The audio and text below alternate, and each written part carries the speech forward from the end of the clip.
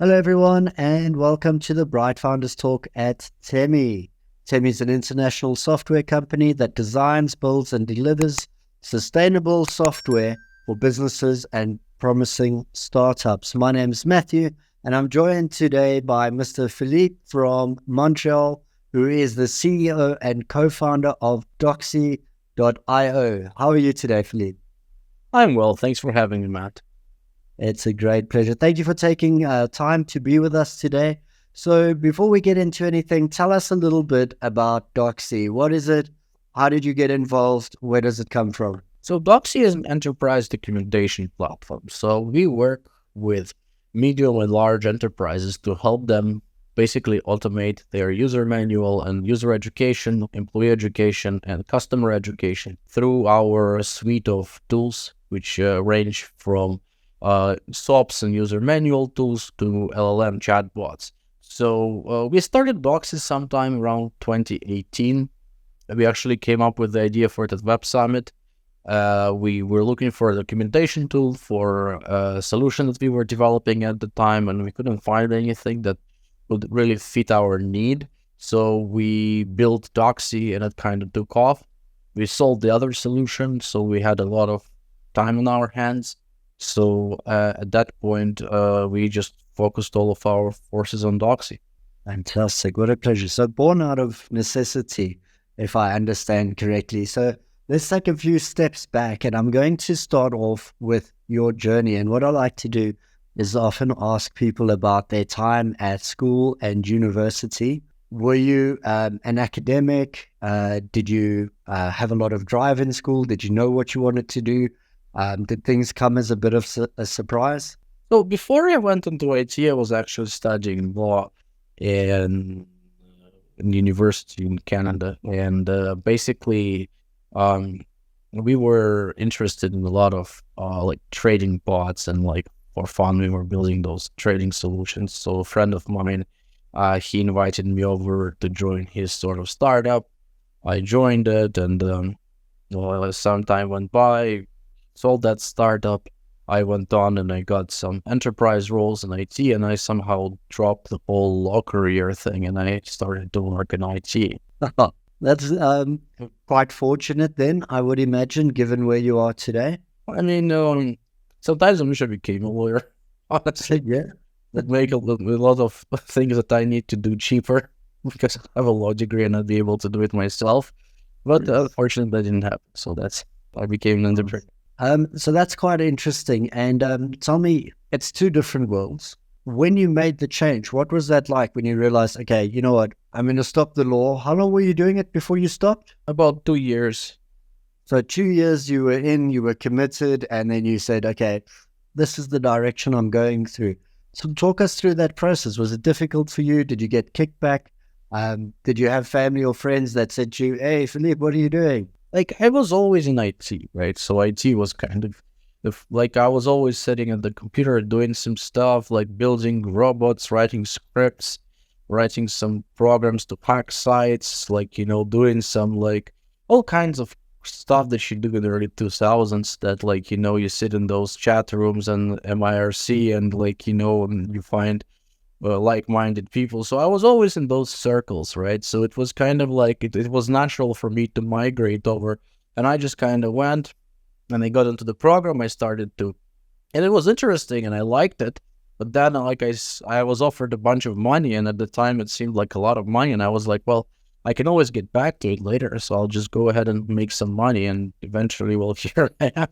I like that. And so one thing led to another, and you ended up at Doxy. You said you started in 2018. It was born out of necessity. How many people were you when you started? Well, it just was me and my co-founder. So it was me and Eugene, and we basically built out some tooling. We launched it in Product Hunt. It didn't do too well, and pretty much... But we saw some people were interested in it, and we started to look into the space holistically, started to like recruit free users, get some feedback. It took us about 1.5 years to actually get our first employee. Now we're like about 30 people large, so it's just kept on growing. We were hesitant to bring in people initially. Then once we saw some traction, closed our first customer, we started to see, okay, well, maybe we can kind of make a business out of it, because you're always going to ask yourself, can I make money from this? And is it feasible for me to get a bunch of people to pay me money so I can operate this company efficiently, right? Because it's a bootstrap, right? We didn't raise any funds. We didn't want to raise any funds. We wanted to bootstrap this company. So, that's where it comes from. So not raising funds, going in it by yourself. You must have had a few hiccups, a couple hurdles, maybe a challenge or two that you weren't expecting. Maybe you can tell us about something like that. Well, one thing you don't expect is when you build these platforms, right? So we used to build for enterprise, and it was kind of easy because we would build some sort of a solution. We would get like a master integrator to work with us, integrate it, and then we would kind of sell it off and we would move on. And here, this is like a SaaS solution. We don't know anything about SaaS, so we don't know how do you convert the person? How do you get a person to go onto your page? How do you get them to convert? How do you get them to pay you? And then you go into the whole area of product management, which we had no idea about, and we had to learn it all from scratch. Because in the beginning, nobody was signing up for Doxy. We had like zero traction. There was nothing. There was no sales, because SaaS is very different from enterprise. And was probably re-education was probably the biggest problem that we faced, because like I had to go and I had to figure out, well, how do I structure this so people will pay me for it? Okay, now how do I get these people into like the top of my funnel? How do I get these people engaged? How do I re-engage them? How do I remarket to them? How do I get them into my platform? How do I get them to pay me? How do I build a sales team? How do I get that sales team to start delivering leads to me? It's just there's the SaaS funnel and the pipeline is very complex, and it took a lot of trial and error, a lot of conferences, talking to a lot of other entrepreneurs to figure things out. And it hasn't been that long, 5 years, 2018. Do you feel like you have a handle on it now? Do you understand the process? You know how the things are working? Still a lot to learn? Where do you feel like you are now? It's more now we are sort of at a stage where the product is mature enough for us to go back to enterprise with it and to start like closing larger deals, right? So like our typical deal size for the longest time was like $1,000, then went up to $3,000. Now we are sort of migrating from the SaaS model over into enterprise model and looking to close a much larger 6-figure, 7-figure deals. And this is a whole new thing that we are currently working through, and it comes with a whole slew of challenges that are not there in a standard like cookie cutter SaaS where you just, you have this funnel, it's working, you put more money in marketing, it brings in more customers, they close, and you just have to tweak different parameters and optimize your conversions and keep your customers happy by fixing their bugs. And now you go into enterprise, and it comes with a slew of other problems where they're like, oh, hey, like now we want this feature. Now you're going to say, well, do I prioritize features from enterprise? Do I prioritize my roadmap? And I have to keep the balance of both. So it's becoming more challenging. A lot of exciting things coming up. You seem to be looking forward, branching out, some new things coming into play. The team around you, you said you were hesitant at first, now bringing other people in. It took you a while. When you started bringing people in, what was the process you went through to say, you know what, these are the kind of people that we're looking for. These are the ones that we will entrust with our product, with our intellectual child. What was that like for you? Well, we were a lot more hesitant at first. So our first hire actually found us on Instagram. We were posting like tech memes on Instagram at the time, and some developer was like, hey, I want to join you. And we were like, okay.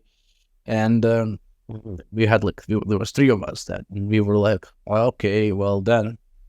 I was like, well, I have to build a sales team. So I hired a sales team. And I got them off Upwork, and they completely failed. They were completely useless. They didn't do anything useful. We had to fire them. Then I had to hire another sales team, and we sort of build out a pipeline using LinkedIn marketing. We brought in all of this, all of those leads. I grew my sales team, and we weren't closing any of those leads because the product was young, didn't have the enterprise features that enterprise would want. So I would get these large companies on a demo, but then I would show them the demo and they were like, well, that's shit. And then you're like, well, what? Oh, sorry. We'll do better next time, right? And then it's like, okay, so I had to fire my entire sales team. Like one of the main people of the sales team quit, and then the developers quit, and I lost most of my team. So I had to rehire a team, and we refocused on engineering. I hired an engineering team. The time in Ukraine. Then, after the war, we also branched out into Brazil. We got a big engineering staff. So we basically have I think 15 or 16 engineers. And then I started to rebuild the sales team from ground up from the previous knowledge that I have to basically try and see, as our product has evolved, it became better. So now it's about time we were going to get more demos into the door to see if we can close those demos better. But the problem is our product got better, but our competitors got better. So their products got better because they would look at what we did and they would steal our stuff. And they have vastly more resources and more money than us. So I had to I had to continue building it. So it was very challenging. I mean, you end up growing to 30 people, and when you do it organically, like when some guy doesn't come or some person doesn't come, write you a fat check, you deposit a fat check, you hire a big team, and you experience growing pains. In our case, we hire out of necessity because we're like, okay, well, we are not doing this well, and I can't do this myself anymore. Because when you're starting off, you think you're going to do everything yourself. As you become sort of like a CEO and entrepreneur, you're like, well, I can't do all this stuff myself. I don't want to do all this stuff myself. I want somebody else to do it, and I want them to do it well. So then you just end up going through a bunch of interviews, trying to find the right people. You hire them, and you see, okay, well, that guy seems all right. This person seems okay. Let me get them, and let's see how they perform. They don't perform, you fire them. You fire. And until you get to the right amount of people. It sounds cold, but I don't have the budget to hire like the best and the brightest engineers in Silicon Valley, right? I have a budget to hire some person in a village in Brazil who is apparently very smart for that village in Brazil. Maybe they're not like super good from a perspective of like Silicon Valley, but they're quite decent and they do a decent job, and I have the people who can train them and make them excel. So we kind of hire and then we train them up versus hiring super senior resources and expecting them to perform. So that's kind of what we should. It's a different approach, but it seems like it's working. And through all of this, it sounds like there's been a couple of trials and tribulations, which is to be expected. And you've learned a lot about the business. You've learned a lot about the teams, the hiring and firing, and finding the right pieces to fit into the puzzle. You must have also learned a lot about yourself through this process and grown yourself as a person. And was there anything remarkable that you discovered? You sat back and went, I didn't know I was this good at whatever, or I didn't know I would be able to do this. Well, I mean, the thing about this entrepreneurship is that you slowly kind of lose like a lot of portions of the so-called humanity that you have, and you kind of become more. You kind of start to treat this more like a process and less like a lot of the things, like a lot of anxieties, a lot of things that I used to have. I would be afraid to get on a call with an investor. Like initially I would be like, oh, an investor call. Oh, wow, there's an investor here. Now I'm like, oh, fuck, an investor. I don't want to talk to this guy. I really don't like them. I hope he doesn't call me again. I just don't want to deal with these people. They annoy me and they just go away. It's like, oh, here's a demo. Okay, here's a demo. Okay, great. It's a customer. Let me try and close them. Let me give them the best I can do. This is my product. This is my offering, And then it's like, it becomes so routine to you that things that used to cause you like this great anxiety, it's like, oh yeah, now I have to go and I have to, go on a panel at some conference and I have to talk. Well, it's okay. Well, whatever. I don't care. I'll just say what I want and it doesn't matter. So you grow and you become more of a leader, and then you're like, okay, well, I'm a leader. I know I'm in this space. I know G2 ranked our company so and so. So I know I'm a leader in this space, and I am going to be a bigger leader in this space within the next 2 to 3 years as we. So it's just a matter of persevering and pushing harder and finding that inner strength to go further. Becoming accustomed to the challenges that, like you rightly said, at one stage maybe were too much for us to handle. And then one day you wake up and you go, you know what, I can do this. That's okay. This is not a problem anymore. I must speak in front of 10,000 people, whatever. And it must be quite a relief when you get to that point, and give you a bit of time now to focus on other things, taking that stress away. Being accustomed to that system gives you a lot of freedom, I suspect. It gives you freedom, but it gives you infinitely more work. As you become more competent at work, your work load increases, right? And it's not like you are, let's say, if you're employed and you're working as an employee or a contractor for some big tech firm, you do your three basic things, and you try to do as little work as possible. Here you are on a different panel, right? So you're sitting there and you're like, well, I have to do as much work as possible. There is a million things I have to do. I have to prioritize this work. I have to figure out what holds the priority for me now and what will have the biggest long-term impact. Because you can do a million things and you're basically stuck doing whatever has the most impact, and you end up losing some things in the process. And that's why hiring people becomes important. You have to bring in more people. You have to partner with more individuals. Eventually, you have to give up equity to some advisors or some people who can give you introductions into certain areas where you don't have access to. So your time becomes more valuable and you spend it differently. Then let's say in the early days of Doxy, I would spend time programming the code, writing the code. I don't write code as much anymore. I may go and I may fix a bug here and there for the team, but I just don't have time. The developers have to take care of it, right? So I'm trying to remove myself from manual operational activities of the company and to focus on more of executive tasks. So I want to close a big deal. I need to close $1 million deal for Doxy so we can continue to exist as a company. So I have to focus on things that will enable me to do that. So just changes, your whole thing changes. You become a different person. Thank you. Talking about your time becomes more valuable. You're writing code, you're moving around, you're working on different projects now. Tell me about your view on a work-life balance. Do you have a work-life balance? Is work your life? Do you make special time to get away from work? What area are you in at the moment? Well, 2 years ago, I would have said my work is my life. But, I got married a year, basically in July. So a couple of months ago, and before that, I had my wife, and she kind of started to take away more time from business.